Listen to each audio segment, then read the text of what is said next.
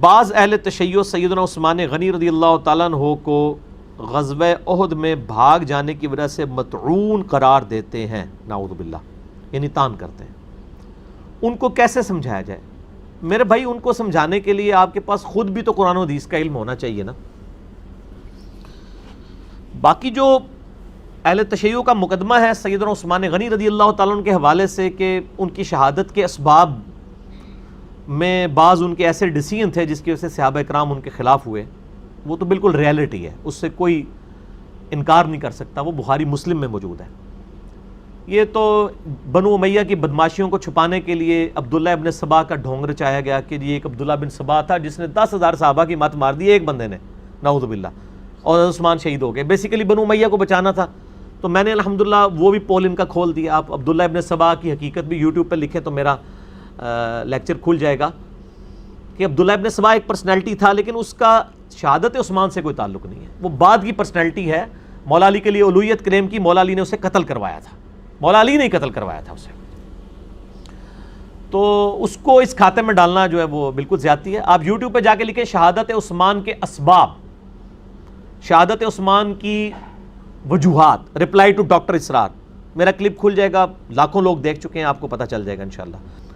تو یہ ایک الگ سے ایک ٹاپک ہے. بہرحال سیدنا عثمان پہ جو اہل تشیع کا یہ والا اعتراض ہے، یہ تو کوئی غالی رافضی کرتا ہوگا حضرت عثمان کے حوالے سے. یہ تو نہج البلاغہ پہ بھی موجود ہے کہ مولا علی نے خود حضرت عثمان کو داماد رسول لکھا ہے صلی اللہ علیہ وآلہ وسلم.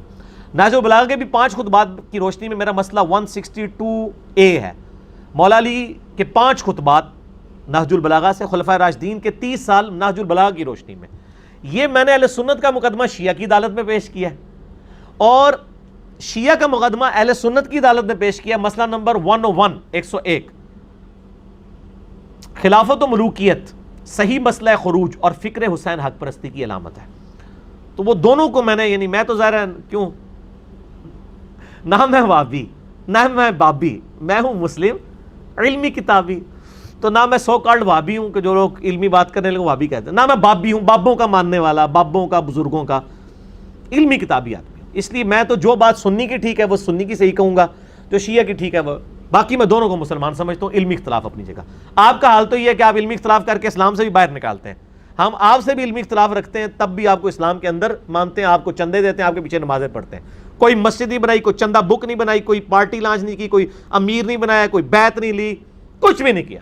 فری اپنی جیب سے لاکھوں روپے کی چیزیں الحمدللہ اللہ کی راہ میں خیرات کرتے ہیں، لوگوں کو پمفلٹ دیتے ہیں. اور یہ فری ویڈیوز ہماری انشاءاللہ اپلوڈ ہو رہی ہیں پچھلے 8 سال سے، انشاءاللہ آندہ بھی ہوں گی.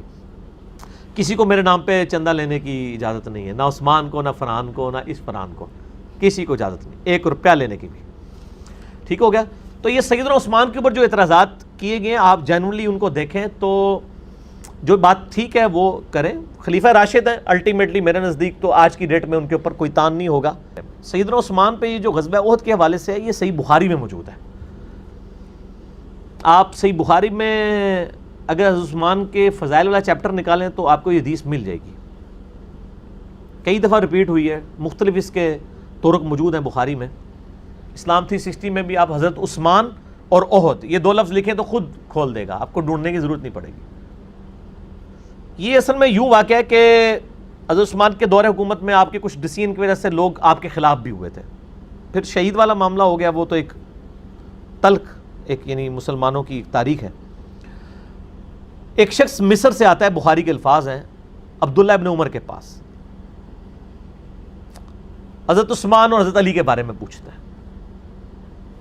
حضرت عثمان پہ بھی وہ کلیریفیکیشن دیتے ہیں اور پھر کہتے ہیں علی کے تو کیا کہنے، یہ جدھر تم کھڑے ہو اس کے پاس ہی تو نبی کی بیٹی کا گھر ہے جس کے وہ خاوند تھے. حضرت علی جو ہیں وہ نبی علیہ السلام کے لاڈلے ترین داماد تھے، تو علی کی کیا بات کرتے ہو. یعنی ایسے لوگ بھی تھے جو حضرت علی اور حضرت عثمان دونوں سے ہی نفرت کرتے تھے، نعوذ باللہ. تو مصر سے ایک شخص آیا، بخاری کے الفاظ ہیں، اس نے عبداللہ بن عمر سے کہا کہ یہ بتائیے کہ عثمان جو ہیں یہ غزوہ بدر میں بھی موجود نہیں تھے. عبداللہ بن عمر نے فرمایا ہاں نہیں تھے موجود، صحیح کہہ رہے ہو. اچھا. اس کے بعد اس نے کہا کہ حضرت عثمان جو ہیں غزوہ احد میں بھی بھاگ گئے تھے. عبداللہ بن عمر نے کہا ہاں ایسا ہی ہے کہ عثمان احد میں بھاگ گیا تھا. پھر اس نے کہا کہ حضرت عثمان جو ہیں وہ صلح حدیبیہ کے موقع پر بھی اصحاب جو شجرہ تھے جن کا قرآن میں ذکر آیا ہے کہ نبی علیہ السلام تم درخت کے نیچے بیعت لے رہے تھے، اللہ کا ہاتھ تھا ان کے ہاتھ پہ، نبی کے ہاتھ کو اللہ کا ہاتھ قرار دیا، ظاہر اللہ کے نائب ہیں صلی اللہ علیہ وآلہ وسلم. تو صلح حدیبیہ کے موقع پہ بھی عثمان کوئی نہیں تھا. عبداللہ بن عمر نے کہا کوئی نہیں تھا. اس نے نعرہ لگایا اللہ اکبر. اس نے نعرہ اس لیے لگایا کہ بھئی حضرت عثمان کا چونکہ وہ مخالف تھا، 3 غلطیاں ہائی لائٹ کی اور عبداللہ بن عمر نے وہ سرٹیفائی بھی کر دیا، اس کو انڈورس بھی کر دیا. اب وہ جانے لگا تو عبداللہ بن عمر نے کہا ادھر آ تنوں پھکی بھی دیا نال. وہ یقین کریں عربی کے جو الفاظ ہیں نا وہ اس کا ترجمہ پھکی، اینٹی وینم، الزامی جواب ہی ہو سکتا ہے. اور ان کا مصر تو ہے اے بھی نال لے جا، یعنی ڈکار ماردا نہیں رستے جو تو حضرت عثمان ہوتے تان کیتا ہے نا، اے مصر والے یہ جواب بھی میرے ساتھ لے جا. تو ہم نے صرف سوال کیے نا، تو اب میں تجھے کلیریفائی بھی کروں گا. ابھی تو نے صرف اتنا ہی پوچھا ہے نا، ہاں یا نہ میں اس لیے کہتا ہوں ہاں یا نہ میں جواب دینے سے خطرناک معاملہ ہوتا ہے، اسی لیے ہم پوری ڈیٹیل بتاتے ہیں. تو عبداللہ بن عمر نے کہا بھی اینج نہ ٹور جا، پوری گال سمجھ کے جا، پورا نیریٹو ڈاکٹرائن سمجھ. تو نے کہا بدر. تو بدر میں عثمان اس لیے نہیں تھا کہ نبی علیہ السلام کی بیٹی ان کے عقد میں تھی اور وہ بیمار تھیں. نبی علیہ السلام نے خود اجازت دی تھی کہ تم ان کی تیمارداری کرو، اور مال غنیمت میں سے بھی حضرت عثمان کو حصہ دیا گیا تھا، ان کو بدری شمار کیا گیا تھا. حضرت عثمان وہ صحابی ہیں جو بدری نہ ہوتے ہوئے بھی بدری ہیں کیونکہ نبی علیہ السلام کی اجازت سے. پہلا مسئلہ حل ہو گیا. ان کا تو نے کہا کہ جی احد میں بھاگ گئے تھے، تو ان کا ہاں احد میں بھاگ گئے تھے، لیکن قرآن سورہ آل عمران آیت نمبر 155 153 یہ پڑھ کے دیکھ تو اس میں تو اللہ تعالیٰ نے واضح فرمایا وَلَقَدْ عَفَى اللَّهُ عَنْهُمْ، بے شک اللہ ان کو معاف کر چکا تھا. احد میں جو غلطی ہوئی اللہ تعالیٰ نے قرآن میں صحابہ کی وہ غلطی معاف کر دی. پھر حضور کو بھی کہا صلی اللہ علیہ وآلہ وسلم، دیکھیں آپ اگر سخت زبان ہوتے اور آپ سختی سے بیہیو کرتے تو صحابہ آپ کے ساتھ سے ہٹ جاتے. تو آپ آندہ بھی ان کو اپنے مشوروں میں شامل رکھیں، ان کے ساتھ حسن اخلاق کا معاملہ رکھیں. مسئلہ حل ہو گیا. جب اللہ نے معاف کر دیا تو انہوں بہت ہی تکلیف ہے. اور کہا رہا صلح حدیبیہ، تو اس موقع پہ تو عثمان سے زیادہ معزز شخص ہی کوئی نہیں تھا.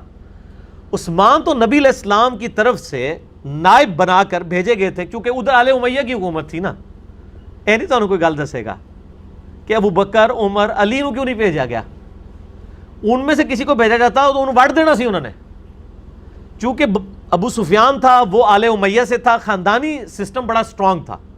حضرت عثمان بھی آل امیہ میں سے تھے، تو حضرت عثمان سے زیادہ کوئی اپروپریٹ شخص نہیں تھا کہ اس کو بھیجا جاتا، کیونکہ وہ خاندانی لحاظ رکھتے ہوئے حضرت عثمان کو ڈیمیج نہ کرتے، ورنہ وہ ایلچی کو قتل بھی کر سکتے تھے. حضرت عثمان کو جب بھیجا گیا تو بخاری میں آتا ہے کہ ان کی شہادت کی افواہ پھیل گئی کہ وہ تو انہوں نے مار دیا ان کو. اب نبی صلی اللہ علیہ وآلہ وسلم درخت کے نیچے آئے اور آپ نے بیعت اس کے اوپر لی کہ ہم یہاں سے اس وقت تک نہیں جائیں گے جب تک کہ عثمان کے قتل کا بدلہ نہ لے لیں. اس کے اوپر تو بیعت ہوئی تھی اور حضرت عثمان موجود نہیں تھے، تو نبی علیہ السلام نے اپنا مبارک ہاتھ بلند کر کے کہا تھا یہ عثمان کا ہاتھ ہے، میں اس کی بیعت بھی لیتا ہوں. تو نبی علیہ السلام نے اپنے ہاتھ کو عثمان کا ہاتھ قرار دیا. عثمان سے زیادہ معزز شخص ہی کوئی نہیں تھا صلح حدیبیہ کے دن. پھر وہ خیر آ بھی گئے تو پتہ چل گیا کہ ان کو شہید نہیں کیا، وہ افواہ ہی تھی.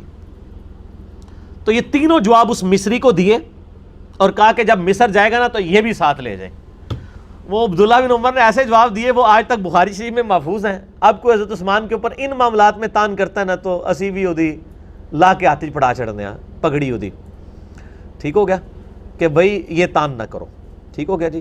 اور کہہ دو نہ میں وہابی نہ میں بابی، میں ہوں مسلم علمی کتابی. تو نہ تو ہم ناسبی ہیں اور نہ رافضی ہیں، ہم الحمدللہ دونوں ایکسٹریم سے بچے ہوئے ہیں اللہ کے فضل سے الحمدللہ.